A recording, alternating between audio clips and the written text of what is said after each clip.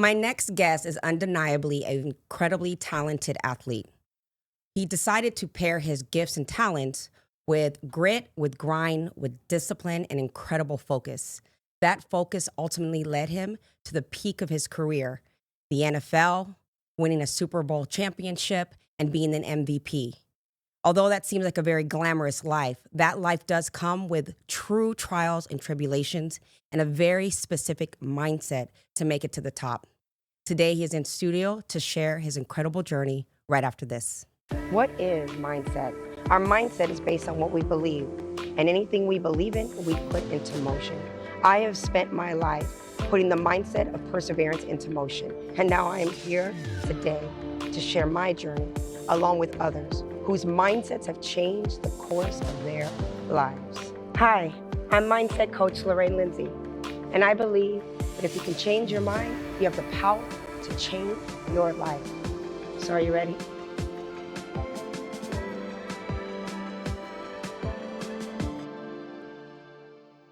Welcome back to another episode of The Mindsetters, where we believe that if you can change your mind, you have the power to change your life. I am super excited today to speak with a superstar athlete. He's here to share his mindset and his journey with us. So without further ado, let me introduce our guest. This is Santonio Holmes Jr. And a little background for those of you who do not know who this gentleman is. After achieving an equally successful career as a Buckeye, Santonio left the school a year early to become the 25th overall pick for the Pittsburgh Steelers in 2006. When the Steelers faced the Arizona Cardinals 3 years later in the Super Bowl, he spearheaded this mindset as the championship game reached a crossroads and could go either way, catching the winning touchdown and earning the title of MVP. The NFL star's dream for starting 10 All-In centers around his story, the trials and tribulations presented early on, and more importantly, how relentless hard work allowed him to achieve his goals and positioned him where he is today. Through 10 All-In, Santonio, along with a close group of colleagues, hope to create similar social change and inspiration among youth and communities whose narratives are similar to this, tapping into each individual's potential and guiding them to success. Santonio, thank you so much. I know you have a very, very busy schedule, but I do appreciate you taking the time to sit with me and talk about mindset, something that's important to me and I know for sure is very important to you. Absolutely. Lorraine, thank you first and foremost for having me on to be able to represent the NFL, the Pittsburgh Steelers, and most importantly, being a Super Bowl MVP.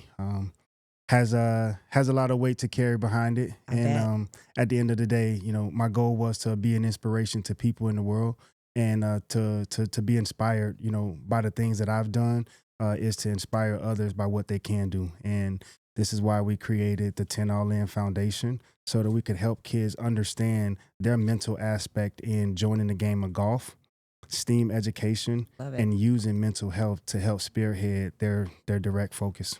I love that. So let's talk first about that, because that's actually why you're here today, to talk about this foundation that you have and how important this is and how it ties into the youth, which I think is so incredibly important. Right. And I'd really admire that you've taken this level of who you are and bringing it back to the youth, right? Because that's so important. So tell us a little bit about 10 All-In before we get started. But I also want us to really go down this journey as to why this was a foundation that you ultimately said, I must do this. So tell us about the foundation. Yeah. We talk about giving back and what that means and what it looks like. Growing up, we didn't have someone willing to create 501c3s to be able to give kids like myself in underprivileged communities an opportunity to be able to have the resources that it takes to be successful. Yeah. So coming from a place where I came from, it was, like you said, it was tough. It was gritty. It was grinding out, making the right choices and understanding that your future lies within the path that you decide to go on. And having a steady background, with my grandmother being, very influential in my life and giving me that ground, root to stay grounded and to understand that through God that everything is possible. Absolutely. But understanding that with this position of power comes a lot of responsibilities. All things given, all things are required, right? Absolutely. Yeah. And I've been willing to take on, that challenge and being able to be the person that gives our kids an opportunity to see their future in different lights. I love that. Every kid wants to play professional football, Right. professional basketball, and those dreams just don't come true all the time. And there are many other ways for kids to be successful if they understand, the possibilities that are out there, and they're very endless. Therefore, the game of golf had introduced me in 2007. So you play golf? I am an avid golfer now. What's your handicap? How good are you? Right now, my handicap is down to about a 10. Oh, okay. And I'm trying to keep it up so I can make some of those wages and, Nice. beat some of those guys with the handicap scores and, use that a little bit to my advantage. Right. But golf has definitely taken me so many places around the world. It has given me the extra oomph that I needed within myself to understand my power. Being a professional wide receiver, we went through so many changes as to how do we get to the next level, and Right. that comes with working on ourselves, and we have to really tune in and find out what ourself is really capable of doing. But are we capable of doing it constantly, consistently, and always on time? That had led me to now playing the game of golf, but has given me the power that I had when I was a receiver, where I was the one that made all the decisions. Where, how do I get open? How do I make this catch? How do I score this touchdown? How do I help my team? And I didn't have that anymore when football was over. So I started looking into golf. And when I learned how to swing a 5-iron or hit a wedge and hit the ball 60 yards or hit it 310 yards, those things brought joy into my life. So let's talk about that a little bit, because that's one of the things that I myself personally, and I know a lot of people wonder, when you are, hitting the peak, a career that most people don't have in the way that you've had it. No, even if you get into the NFL, to have a career such as yourselves, it's such a small percentage of all the incredible athletes out there. So let's go a little bit on that journey, because I'm curious, and what I love that I'm hearing you talk about is saying, okay, there was this then for me, and that title and that attachment to that identity, but what did I have to discover about myself after that part of my life, that season of my life has moved on? So tell us a little bit about your background. Let's go back to high school, because even in high school, you were a star athlete. You were on a great track team. Your track records were incredible. I have my little notes here. You also, as well as being a star athlete in school, junior year was great success in track. Your high school senior year, it was like incredible numbers. I think you ranked like the 5th highest in the nation on scores and ratings or what have you, and still managed to graduate with a 3.4 GPA. So what was it for you at that time? Because discipline and grit and grind means different things at different times in our lives. Absolutely. So what was it for you then? What kept you focused and determined in order for you to get to Ohio State? And we'll talk about that next. I really think it boiled down to my childhood days of seeing my father name being put on trophies and plaques and newspaper clippings. And when I was a kid, I wasn't into sports that much when I was about 5, 6, 7 years old, until I learned that my father played baseball. He ran track. He was really good at football. And all these accolades, led him to an opportunity to go to college. But he never followed through with that dream. And so as I continued to ask my grandma, why is my name on all of these trophies? And she, easily and quickly proceeded that's your dad. It's not you. Is your grandma your dad's mother? Yes. Okay. And that kind of opened my eyes. Like, this is what all of the people in my neighborhood are talking about. Dude, your dad was this. Your dad was good. Your dad played this. He was all this, all that. And that led me to want to compete with what my dad did. Interesting. That if that's possible, then I should be able to do those same things as well. And when I learned how good I could be in sports, I just took advantage of it, because I overheard a conversation from a couple locals talking about how catching footballs, you could become a millionaire. Wow. And that mindset just, it turned me into a whole nother person, that if I can catch a football, score a touchdown, and not get hurt, that I could potentially, be somebody successful and help out my family. It's so incredible, because as a young man, you're a teenager, obviously, right? And I always talk to people about what their compelling why is, because if the why is compelling enough, it moves you. And that why can change as our lives change, right? Absolutely. So here is this young man saying, okay, I'm a competitor. I'm competing with my dad. I want that name to be represented with me, and what a healthy and fun and interesting way. And then also to say, this is something that I could take care of my family with. Absolutely. And that's pretty incredible. So you graduate. When you're graduating from high school, you're a stud, right? I mean, you're a stud in high school. You kind of know you're going to go to college, and I'm pretty sure everyone's wanting you to come to their schools or what have you. What was the decision for you to go with Ohio State? I did some weird research for myself, and it contained me searching for all the wide receivers that made it to the NFL and what school they went to. Okay. And lo and behold, the number of wide receivers that were drafted first round that came from Ohio State University really intrigued me. That's actually clever. I like that. If they are recruiting me, then I'm potentially one of those great guys that might be a first round draft pick. And the coaches view me as such. And I remember vividly sitting in the meeting room with my high school football coach, and we sat and we talked with the University of Miami, and the conversation didn't go as planned. Wow. And I was disappointed, very disappointed. And I looked at my coach and I told him, if the coaches from Ohio State are still interested in recruiting me, I'm interested in playing for Ohio State. God knew what he was doing, huh? 2 weeks later, the coaches came down from Ohio State, and Coach Tressel came to visit my mom, my family, and sat in our living room. And when he looked my mom in the eye and told her that he's going to take care of me, that I really trusted and believed that. And I knew I was one of those guys that Ohio State really, really wanted. How did that feel for you at that time? I mean, what's going through your mind? I mean, did you at that age, okay, I'm going to this college, I've done my research, things didn't go as planned as I want, but I'm not mad at this, What in that time did you even say to yourself, I'm definitely going to the NFL? Did you have that knowing inside of you? It was because, first and foremost, Ohio State only chose 2 wide receivers in the freshman year of 2002. And I was one of those 2 guys. Wow.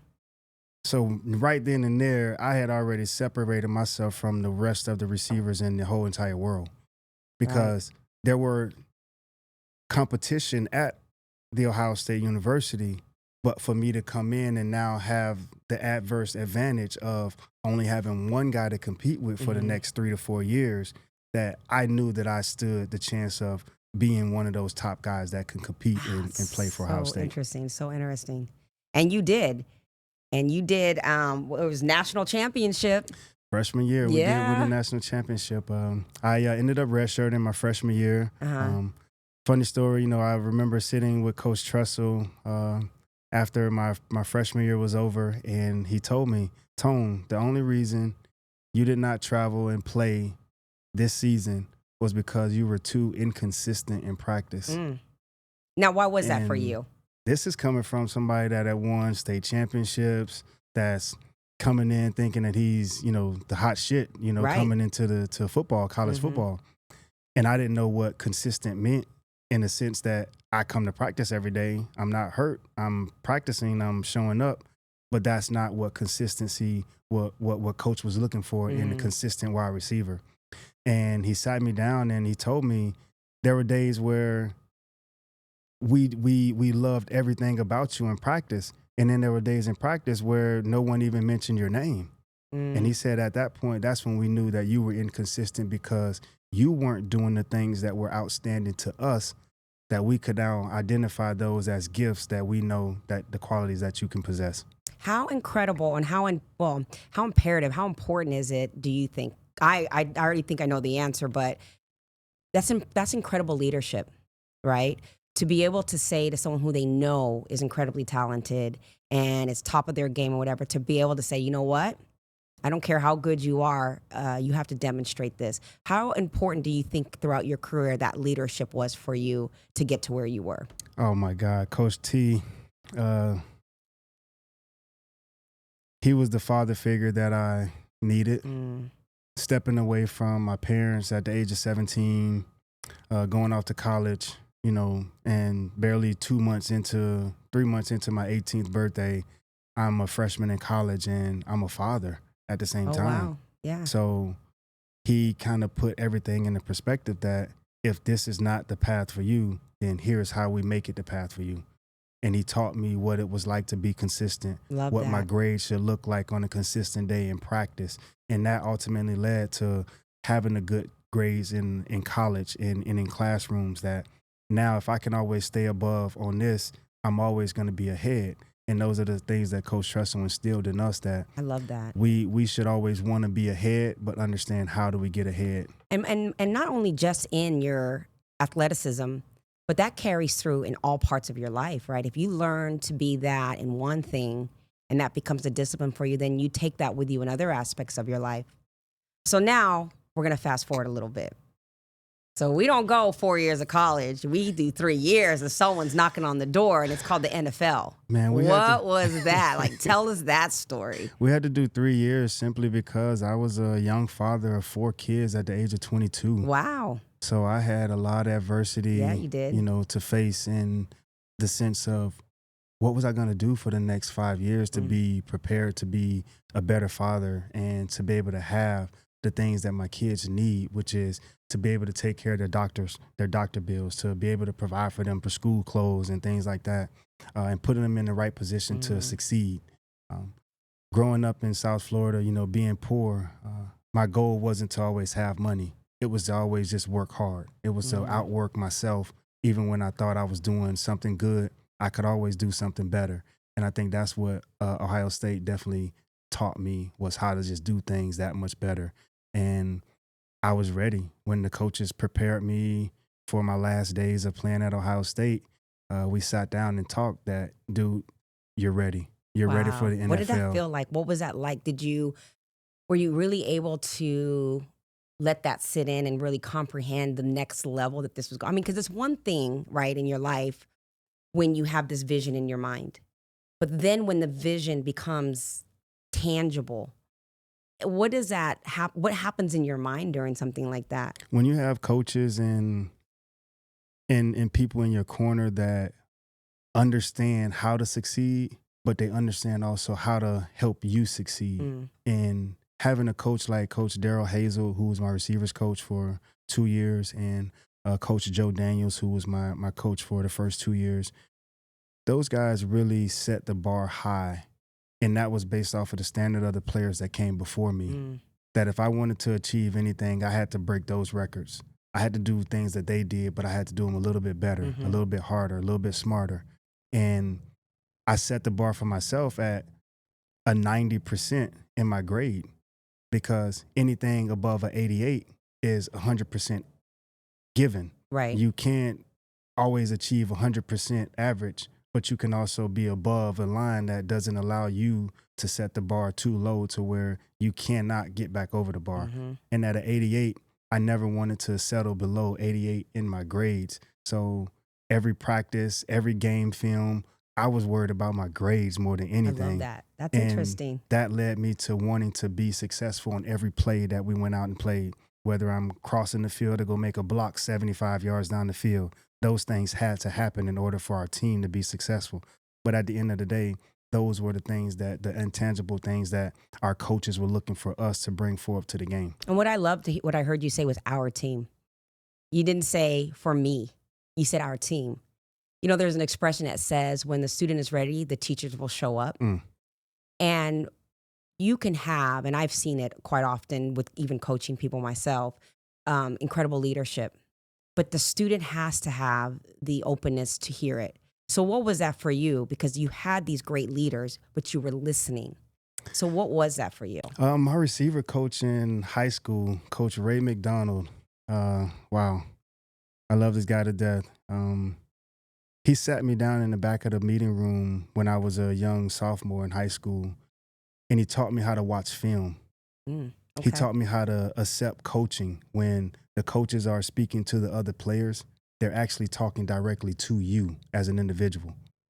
And that didn't resonate until I started seeing the results, that when the coaches were saying that a player had did this wrong on a release, or did not catch the ball or didn't give enough space on the sideline, I was doing those things mentally and preparing to not have the coach say those things to me Gotcha. when it was my turn to run routes and to be able to perform for our football team. You were wise beyond your years for sure. That led me to having the coachable knowledge to accept what type of coaches come into my circle, how they talk to me, what things that they say, how they lead and help motivate me.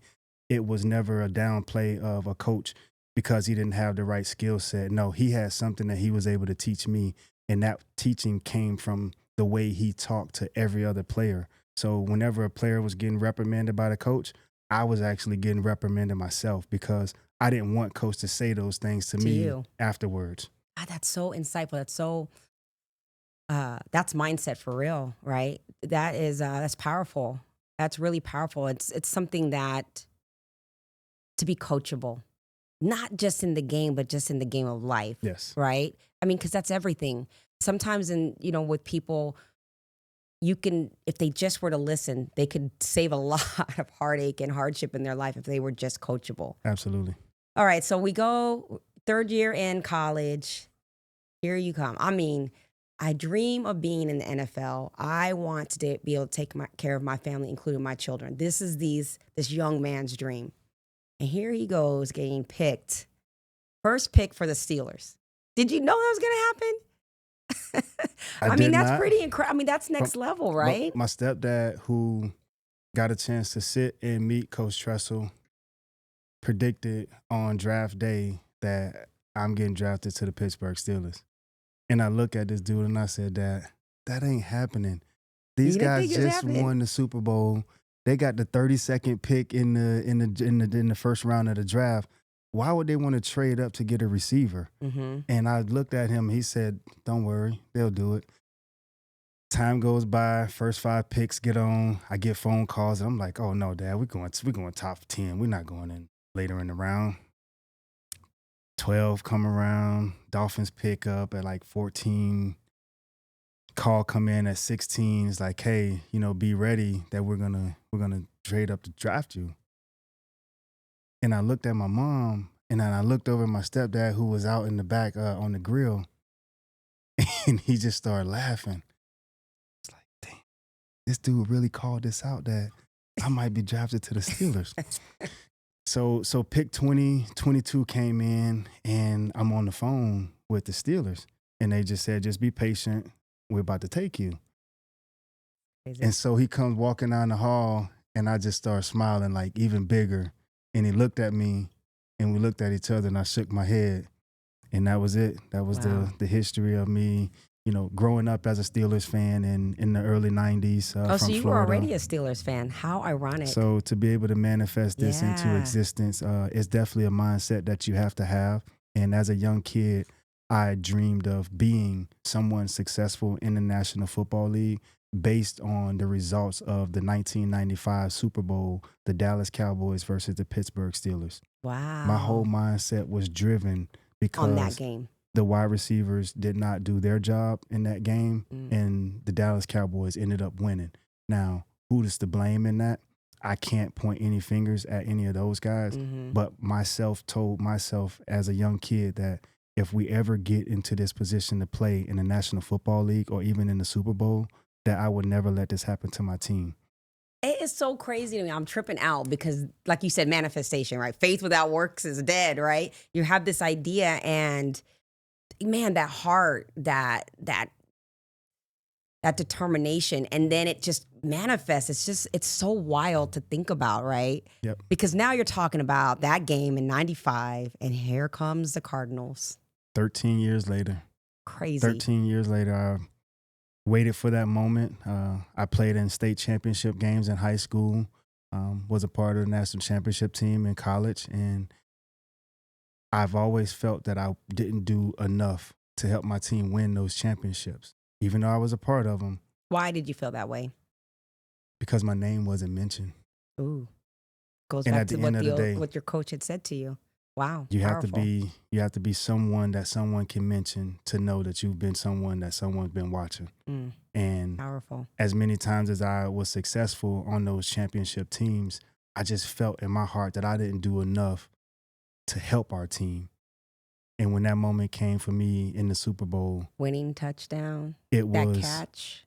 me standing on the sideline, talking to myself, telling myself that I'm daring to be great, because all I could see in my mind was those memories of me sitting as a little kid, watching that football game and watching the Cowboys beat the Steelers. And That's I so told powerful. myself over and over, now is the time to be great. I'm daring to be great right now Love that. because I want that opportunity. I want to be in the spotlight. I want to be the one that our team depends on, that looking for, that extra leader. That is such incredible focus. That is so clear. I always tell people when you get your clarity, you get your power. I didn't even know I'm not gonna say I didn't know. I didn't remember that I was mic'd up for the game. Mm-hmm. I remember in the beginning, but as the game got on, there were a couple times where I wasn't getting any balls. So I was getting frustrated throughout the game. And I had always been telling myself that you really only need to make one play, and it might happen in the fourth quarter. You don't need to make all the plays all the time. And that's one of the things that my receiver coaches would always tell me. And I would say, why is it that all these other players can get 20 catches in the game, but here I am, the best receiver. You guys talk about me as the best, but I get 3 and 4 catches a game. And he sat me down, he said, Tone, do you know how many times the defense have to run on the football field if we let you score touchdowns every time you touch the ball? And I had to think about it, and I was like, damn. I mean, you are right, but I mean, I really don't care, but like, wow. Like, it really made sense that I can't get on the field and be the guy all the time. I have to now wait and be patient and let it happen. And I think in that moment, being in the Super Bowl, it was one of those moments where I couldn't wait any longer. I had to let people know that I wanted to be in this position, that I wanted to help our team, that I wanted to be the reason that either we win or we fail. And what happened? We won. That's right. We won. And on top of that, MVP. What goes through your mind? I mean, like, what happens? I mean, this is like, because how long had you been in the NFL at this point? That was my third year. Third year, and you're taking home a Super Bowl championship. And you're the MVP. What, because we talk about trials and tribulations, and let's just like call a thing, right? You have to be like the eagle, the energy, everything about you is on, you're at the peak of your mountain, right? You're at the summit. Because humility, I have found when I've talked to people, has to somehow play a role at some point, or it could literally cost you your career when you get to that level. Where do you go from there? And how did peaking like that so quickly in your game affect you emotionally and mentally in a positive way and in a negative way? Well, I asked to be in that spotlight at some point in time, that if I ever get to play in the Super Bowl, I would want to be remembered for playing in that game and not just be a part of it. And that came so true when God answered that prayer. It allowed me to stand in the back of the end zone on my tiptoes, feet crossed, pinned together, as if it's the same image that you're left with for the rest of your life of how Jesus died on the cross for us.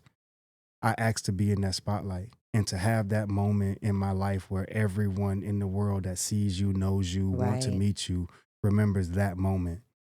As a kid, that's the moment I asked to be a part of, not knowing where it would take me or how I would get to that place. But for me to be a football player and make it to the National Football League, that was the manifestation that God had allowed me to see myself being in a position of power. But it comes with so much after that, right? Because like you said, there's a spotlight, which also includes a magnifying glass, which means everybody's watching all your life that was maybe private and this and that. Everybody's, you're on this, I mean, you're set up to be crucified, right? As a kid, you don't know what that spotlight looks like. What it's going to be. You don't know who's out there hungry enough to want to eat your head off. Right. And there are some that's willing to take you into deep waters and let you drown. Even though they know that you're on the top of that pedestal, they will take you out and drown you simply so that they could say or be the one that had did, what it is that they sought out. It's the thing that people don't prepare themselves for because you don't know. Because you want everyone to want to be on the same page and on the same level and as excited. you. Yeah, absolutely. When you work so hard to get somewhere, you don't expect the negative things to start popping out of the blue, where people are videoing you, where they're watching you, where they're starting fights or they're hindering, your well-being. but it happens. And those are the things that you're unprepared for when they do happen.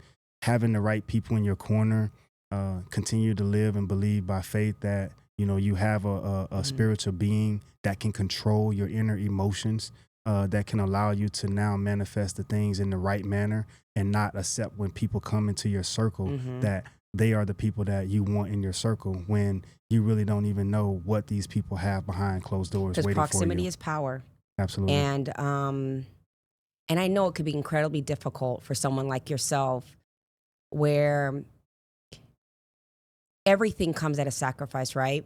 So it's like you could be this great, heroic person for a lot of people, to be inspired and inspiration for a lot. But that also comes with a level of envy from people and things like that. And being in a position where I'm this person, the sacrifice is, can I really trust this? Can I really trust this?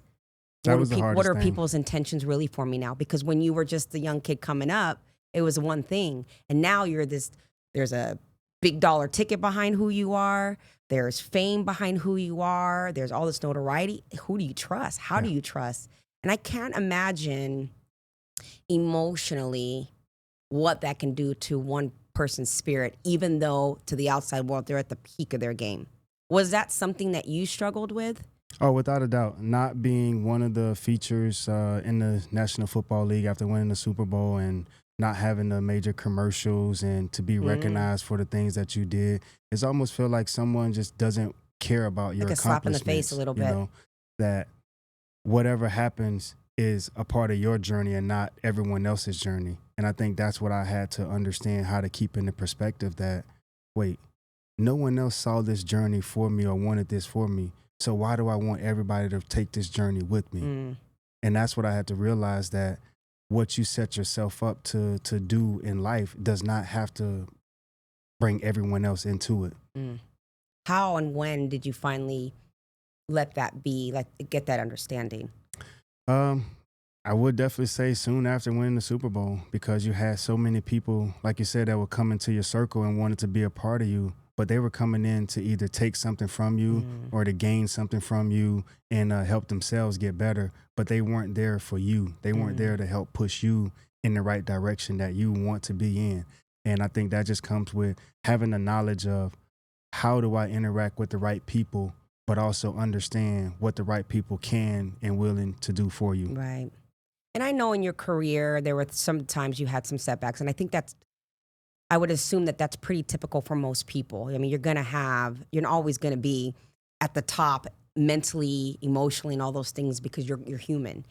And I know because, I could read about information on you that you had certain setbacks in your life. When you had those setbacks, though, it always seemed like you found a way to persevere, to come out of those setbacks. What was that for you? How did you, because some people get setbacks and they stay in the setback and they don't know how to come out of it. But you have this resilience about you. What was that all about for you? Was that tied to the leadership, or was that your faith? What was it for you that said, okay, all right, I'm sitting back here. These are some mistakes. These are some things that are going on. I got to get my shit together. What was that for you that helped you to pull out and be so resilient? Learning that having faith without works is dead. And it was something that was taught to me at a young age in high school, and how to actually make that work for me. So when no one was in my corner helping me when I was down, I could not go and call anyone that I wanted to talk to. I had to talk to the man myself. I had to talk to him and ask him for wisdom, for knowledge, for understanding, for where do I go next. When my grandma used to always tell me, son, just pray about everything, I would always say, Grandma, why do you have to just pray about everything? Because everything happens under his watch, no matter what it is, no matter what it entails. And I had to quickly understand that I can't go to people for their opinions, because sometimes I would be let down. So, but when I went into asking for the right knowledge, the right understanding, all the right things started coming up to me. And then I was able to decipher which ones were best for me and which ones were actually negative. I love that. That's something I kind of like digesting, because I'm a very faith-driven woman. And I know how powerful that is, praying one, but then listening two, and being still in that, right? Be still and know. That's something that I've really, because sometimes you can have so much noise around you that it drowns out that knowing, that still small voice kind of thing. I have this tattoo on my side, and it's a part of the Serenity Prayer. Okay. And that was one of the first things that my grandma would always read to me when I was young. And I remember I got my first Bible in my senior year of high school from one of my coaches. And right before I went to school, my grandma slipped that magnet into my Bible. I love it. And I went and got that tattooed on my ribs because I understood that serenity prayer. I understood what courage meant, but I also understood what wisdom led me to. And that allowed me to understand, how do I take advantage of the power that I have in a position that I never even asked to be in. Right. And here I am as one of the top guys that's being viewed in the National Football League just for an accolade. What does that mean for you as the person now? Who are you? What kind of attitude do you have leading from this?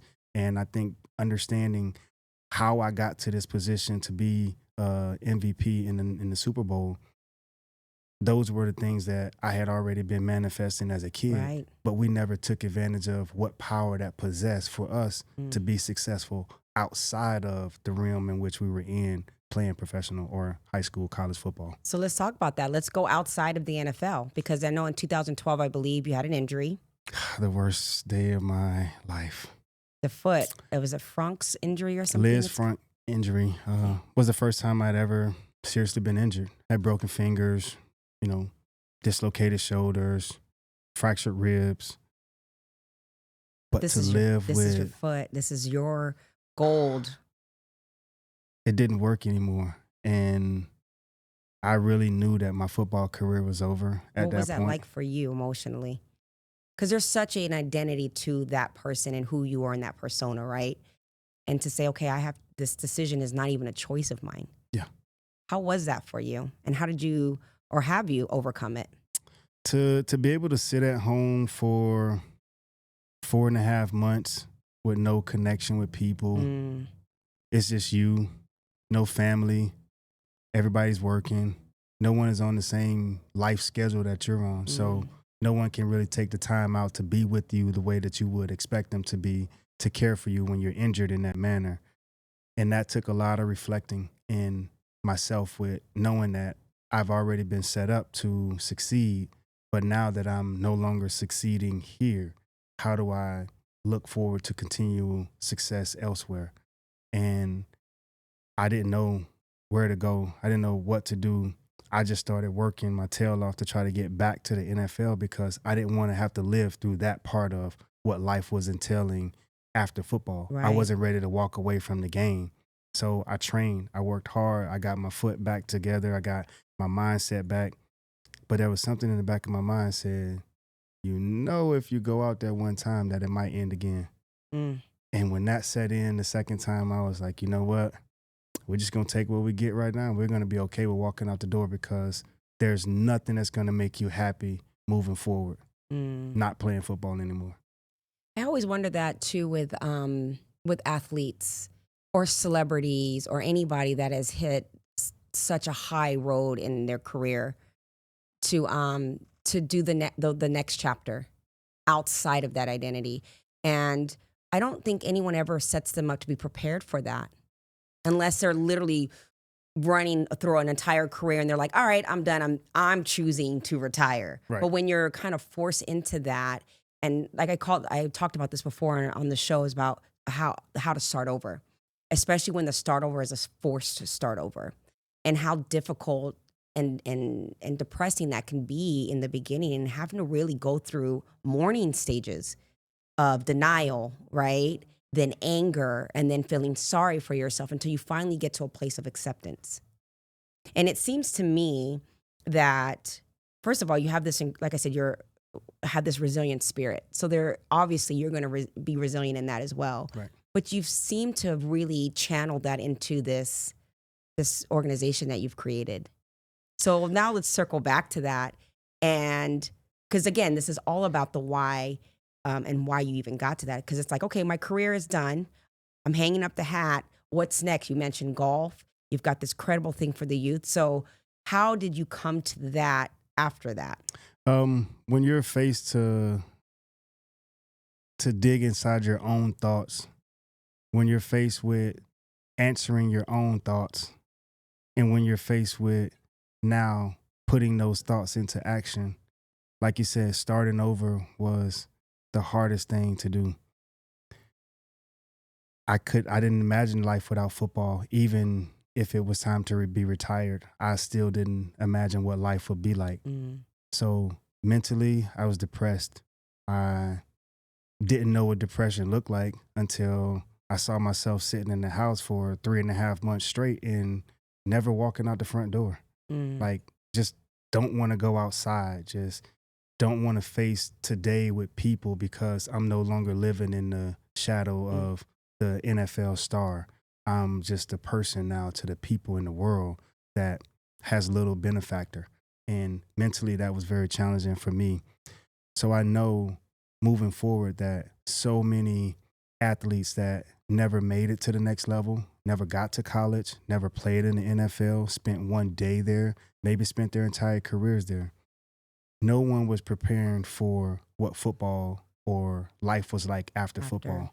And so many of our young kids get hurt today in today's game, and they resort to drugs, they resort to violence, they resort to outside things that now fuels that anger and that energy that they had dedicated to football for so long.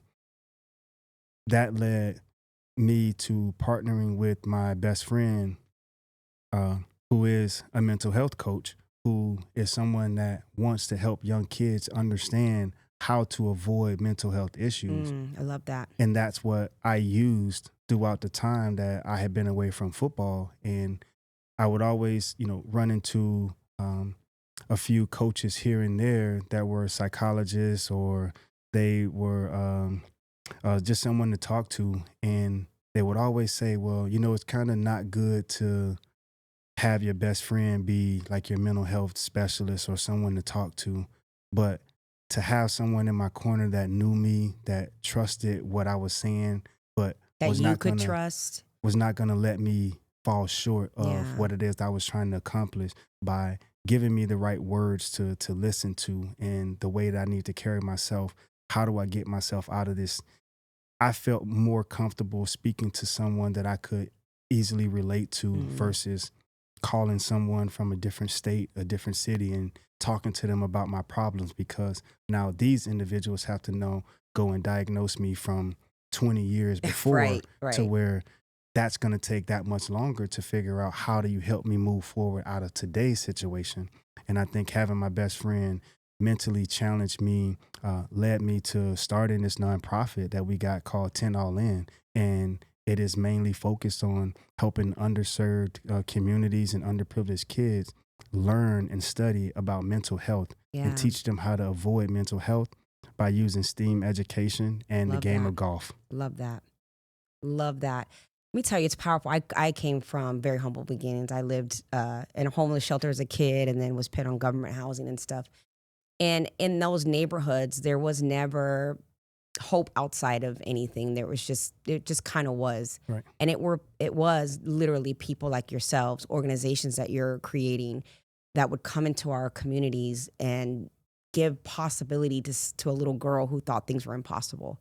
And so I really admire the fact that you took your everything and said, I'm going to give back this way, because there's a need there and it's powerful. And what I think is very interesting is that you didn't go the obvious route with football. I wanted to give back to football, but when I realized the injury that I suffered, that many other kids will probably suffer the same injury, I don't know how to help them deal with that. But I can also help you understand that with the game of golf, you can let those problems go, and now you can go develop new things. You can meet new people. You can go interact with new environment. That it allowed me to be free outside of football. The golf game is great from many levels, whether you're truly an athlete in the game or you're building businesses and networking. Absolutely. But I want to challenge you. We're not taught that as young African-American kids. Of course not. Not use about the golf. game of golf to benefit us in the future. Absolutely. And I think with all the opportunities that I have been presented with showing up to charity events for golf tournaments, and it was all raising money for kids in different environments. That, wait, you mean to tell me that this game really is this big towards all other athletes and not just golfers? That I'm playing, golf with hockey players and former baseball players and MVPs. I got a chance to play with Marcus Allen. I got a chance to play with Ozzie Smith. I got a chance to play with Grant Furr. And these are all three, different sport people that are playing the game of golf. Right. And I know Michael Jordan plays golf. He loves golf. I got introduced to the game of golf in 2007 by the GOAT himself, Jerry Rice. Oh, wow. I got a chance to play That's at the actually Super cool. Bowl in 2007, the Giants versus the Patriots. And we had the same, marketing team at the time. And I got asked if I wanted to go to the event and play with Jerry. And I was like, wait, you guys do know I don't know how to play golf. And but I still read up on Jerry Rice, and they say that he's a very, very avid golfer and that his handicap is really low. So me showing up to play next to him is not going to be a good thing. But I only wanted to go to pick his brain to see what he knew about football, see what kind of things I could gain from him. And all we did was talk about golf the entire time. But he did tell me, you set up 2 days where we can meet, and I'll give you 2 days worth of training. Oh, wow. Those 2 days worth of training came after the Super Bowl in February in the city of Tampa. That's crazy. Where Jerry Rice and I spent 2 days in February of 2008 and in February 2009 in the same place. I became the Super Bowl MVP. That's wild. That is so crazy. So to have that story here, a part of my life, and to know that I admired everything about Jerry Rice to the point that now I'm an avid golfer, simply because he showed me the game of golf, but also helped me understand how to be the champion in my own sport. It's so cool. And now here I am trying to channel in my inner Jerry Rice. All these seeds in your life have created such harvest for you. You said something, and we're getting ready to conclude because I know you have a busy schedule today, so I don't want to hold you. And then I want real quick to mention your event, your golf event. Actually, I think it's a golf event. Yes. I have a little picture of that. But before I do want to say this to you, because you said I really wanted to give back to football. And I want to tell you that I'm going to challenge you a little bit with that because I feel like you have. You may not have done it the way you envisioned it and literally using football, but by being who you are, you will always represent football with whatever you do. So you're always giving back. And I think it's really something that you should be very proud of. I'm not saying that you're not, but you should be, even if it's not literally with football. Thank you. So let's talk about this charity you have coming up. The Super Bowl is going to be in Vegas this year. $1 million Super Bowl weekend for charity. Tell us a little bit about that. How do people get involved? How do they donate? Tell us a little bit about this thing here. So 10 All In is the foundation that my best friend and I started, and we want to help kids get involved in the game of golf. And every year moving forward, we would like to host a big event at the Super Bowl. We take recognition to the platform that I have of being the Super Bowl MVP by giving the fans and those who want to support, an opportunity to be a part of my life and to be a part of the game, to have the NFL experience, to come to the Super Bowl and to have those conversations that, I know many people are sitting at home wanting to have, that I would love to sit down and talk with Santonio about the catch, let him know where we were, what we were doing, how it changed our lives. Yeah, that's cool. That's super important to me. And having a weekend like this and being able to have it in a place like Las Vegas this year, we're looking to do it real big, and we'll have some great celebrities to come out and support us in all regards. And we're looking forward to, continuing to give back to the kids and teaching them the game of golf, teaching them how to network, but also using STEM education as a key factor to getting involved in the game of golf. And we take mental health very serious. So we have a mental health app called the Mind Sync Kids. Love that. That is allowing kids from the ages of kindergarten to 12th grade to be able to channel in and understand how to avoid mental health issues. I love that. You see, we're not teaching them about mental health. We're teaching them how to avoid it, how to interact. Prevention. By giving them the social, emotional learning skills that it takes to be successful in any field of your choice. I think that's powerful. I really, really admire your work. Truly, truly. Thank you. And I thank you so much. You can come back anytime you want. I appreciate it. Thanks for having me on. So thank you again for watching this interview. I have links for his organization, 10allin.org, O-R-G. I'll put the links in the bottom of the show so you can see all the things that he's doing. And again, Santonio, thank you so much. I appreciate you. Thanks, Coach. Appreciate it. And until next time, and do not forget to hit the like and subscribe button if you enjoyed today's show. Thank you again. And until next time, ciao.